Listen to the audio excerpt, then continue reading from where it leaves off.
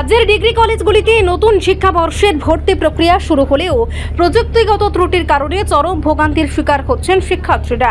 অনলাইনে ফর্ম পূরণ করতে গিয়ে বারবার ওয়েবসাইট সার্ভার ডাউন থাকায় অনেক পড়ুয়াই আবেদন প্রক্রিয়া সম্পূর্ণ করতে পারছেন না। এই জটিল পরিস্থিতিতে দ্রুত সমাধানের দাবিতে আজ ভারতের ছাত্র ফেডারেশন এসএফআই ত্রিপুরা রাজ্য কমিটির পক্ষ থেকে উচ্চশিক্ষা দপ্তরের অধিকর্তার নিকট এক ডেপুটেশন প্রদান করে। সংগঠনের প্রতিনিধিদের অভিযোগ, ভর্তি প্রক্রিয়া শুরু থেকেই সরাসরি সরকারি ওয়েবসাইটের ধীর গতি এবং বারবার সার্ভার ডাউন থাকার ফলে নির্ধারিত সময়ের মধ্যে আবেদন করতে গিয়ে শিক্ষার্থীরা হয়রানির সম্মুখীন হচ্ছেন। এই পরিস্থিতির দায়ভার সংশ্লিষ্ট দপ্তরের উপর বর্তায় বলে দাবি করছে এসএফআই। ডেপুটেশনের মাধ্যমে সংগঠনের পক্ষ থেকে সার্ভারের ত্রুটি অবিলম্বে মেরামত করার জোর দাবি জানানো হয়েছে। পাশাপাশি আবেদনকারীদের সুবিধার কথা মাথায় রেখে অনলাইনে ফর্ম পূরণের সময়সীমা আরও 5 দিন বৃদ্ধি করার জন্য দপ্তরের কাছে আহ্বান জানানো হয়েছে। সংগঠনের দাবি, সার্ভারের সমস্যার কারণে কোনো শিক্ষার্থী যেন উচ্চশিক্ষার সুযোগ থেকে বঞ্চিত না হন তা নিশ্চিত করতে দপ্তরকে দ্রুত পদক্ষেপ গ্রহণ করতে হবে। উচ্চশিক্ষা দপ্তরের আধিকারিকরা বিষয়টি গুরুত্বের সঙ্গে দেখার আশ্বাস দিয়েছেন বলে জানিয়েছেন ছাত্র সংগঠনটি। এই ঘটনায় রাজ্যের শিক্ষার্থীদের মধ্যে উদ্বেগ বাড়ছে।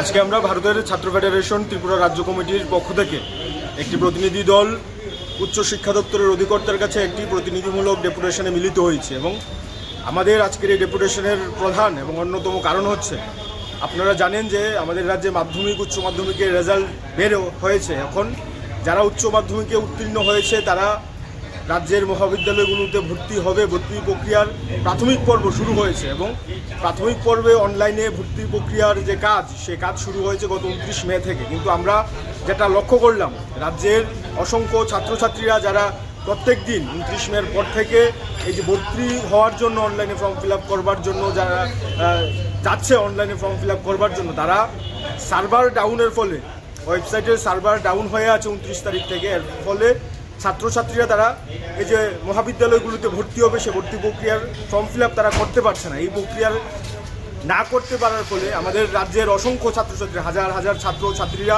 যারা কলেজে ভর্তি হবে, তাদের অভিভাবকরা দুশ্চিন্তায় পড়েছে। এবং আমরা মনে করি, আমরা দপ্তরের কাছে এই দাবিতে ডেপুটেশন দিয়েছি যে অতি সত্বর ওয়েবসাইটকে ফ্রি করতে হবে এবং উনি আমাদের বলেছেন যে ওয়েবসাইট ফ্রি করবার জন্য ওনাদের প্রক্রিয়া শুরু হয়েছে। ইতিমধ্যেই আজকে থেকে ফর্ম ফিল আপের কাজ শুরু হবে এবং আমরা দাবি করেছি যদি কোনোভাবেই এই 7 তারিখ লাস্ট ডেট দেওয়া হয়েছে অনলাইনে ফর্ম ফিল আপ করার, আমরা ওনার কাছে দাবি রেখে এসেছি যে 7 তারিখের মধ্যে যদি ছাত্রছাত্রীরা ফর্ম ফিল আপ রাজ্যের সকল অংশের ছাত্রছাত্রী না করতে পারে, তাহলে 7 তারিখের পরিবর্তে এই ফর্ম ফিল আপের সময়সীমা অন্তত 5 দিন বাড়াতে হবে। এটা যদি না হয়, ভারতের ছাত্র ফেডারেশন ছাত্রদের সংগঠিত করে আগামী দিনে মাঠে নামবে এবং আমরা মনে করি দপ্তরকে এই বিষয়ে আরও যত্নশীল হতে হবে।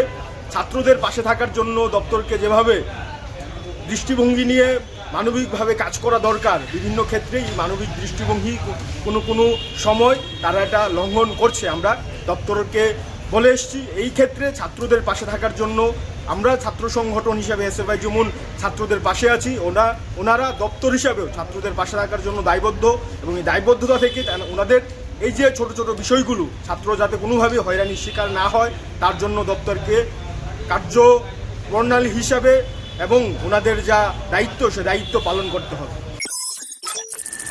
রিপোর্ট সংবাদ প্রতীক্ষা।